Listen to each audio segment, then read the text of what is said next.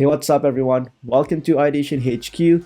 In today's math tutorial, I'll be taking you through the concept of prime numbers.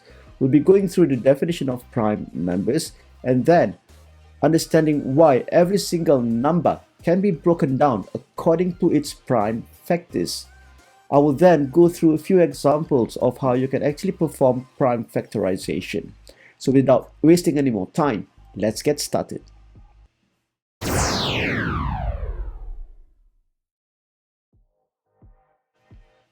The definition of prime numbers is that the number can only be divided by the number 1 and itself. Now, can you think of some examples of prime numbers? I can think of a few. For example, number 1 itself. It can only be divided by the number 1 and itself. The next prime number that I can think about is number 3. This is also a prime number because it can only be divided by 3 and then 1. What about 4? Is 4 a prime number? Nope, because if you look at 4, 4 can be divided by 1, number 2, and then itself, which means that it doesn't meet the definition of what a prime number is. Let's move on. Number 5. Think about it. Can number 5 be divided by any other number besides number 1 in itself? Well, the answer is no. So that means that number 5 is a prime number. And so you can move up the number line to actually identify more prime numbers. Some of the prime numbers that I can think of are 7, 11, 13, 17, 19, so on and so forth.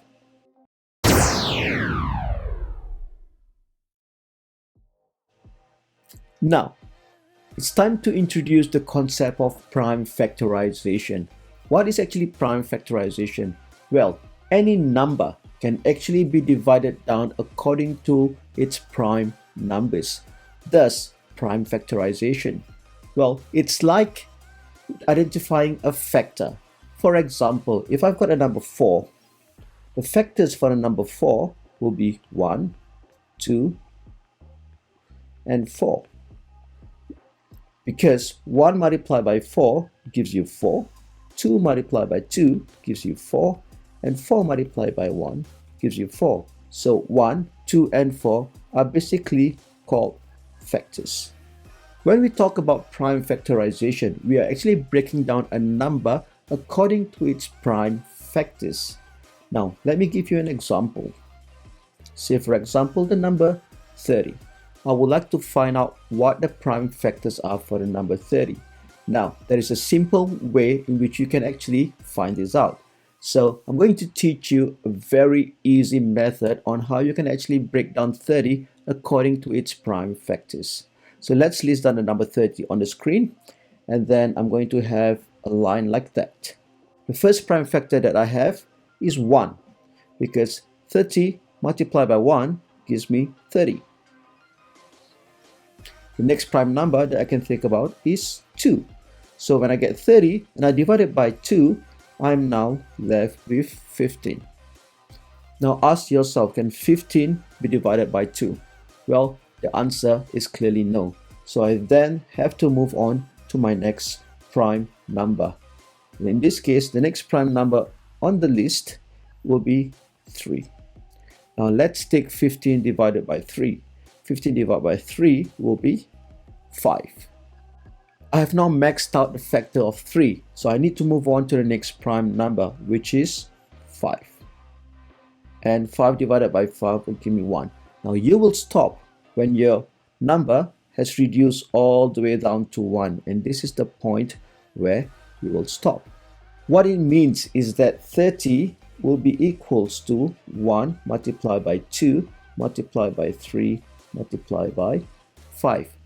What I'm actually doing here is that I've practically broken down the number 30 according to its prime factors. If you look at the numbers here, these are all basically prime factors. Let's now choose another number. Say, for example, 525. So now I would like to break down 525 according to its prime factors.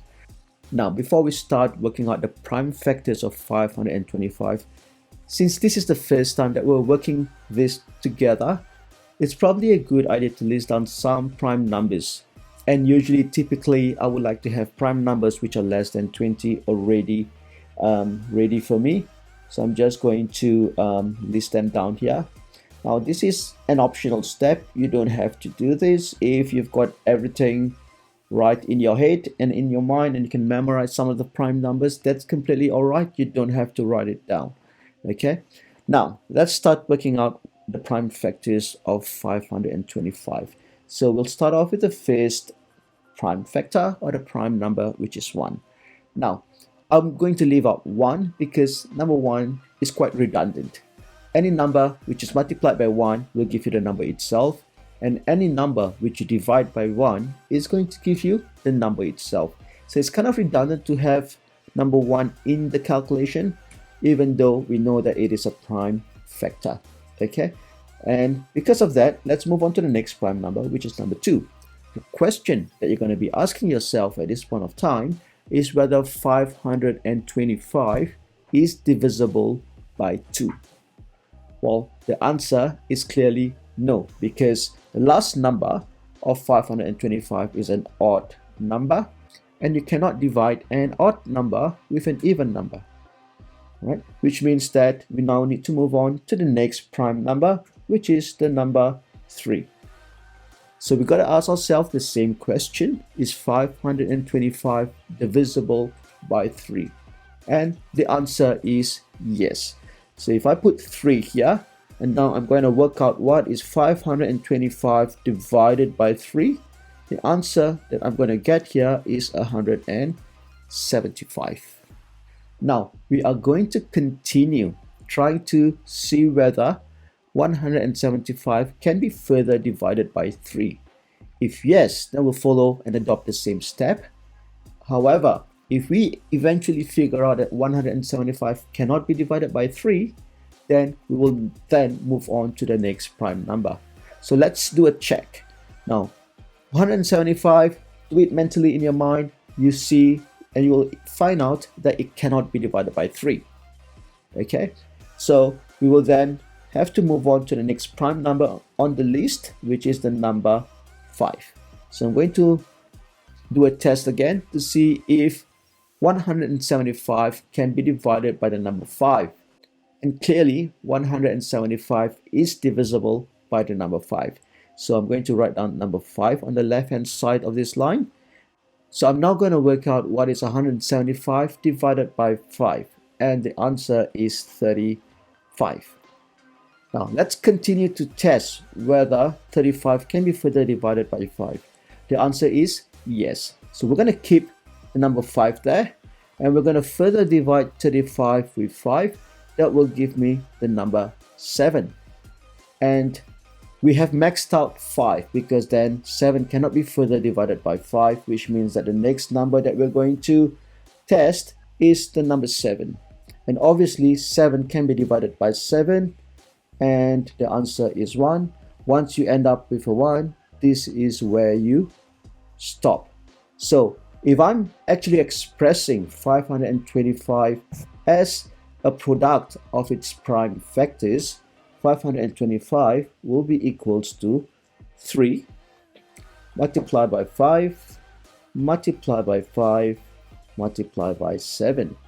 When you have this, we now need to further simplify this. If you look at this answer here, you know that 5 multiplied by 5 can be further simplified according to its index notation. So this will actually be equals to 3 multiplied by 5 squared multiplied by 7. So there you have it. This is how you actually break down a number, and you break it down according to its prime factors. So today I've quickly unpacked the definition of a prime factor and how numbers can actually be broken down according to its prime factors. And I have worked out 2 quick simple examples on how you can perform prime factorization on any number. So with this, I hope that you find today's mathematics tutorial useful, and I'm pretty sure you can ace your math test after watching this tutorial. So I'll see you again next time. Bye.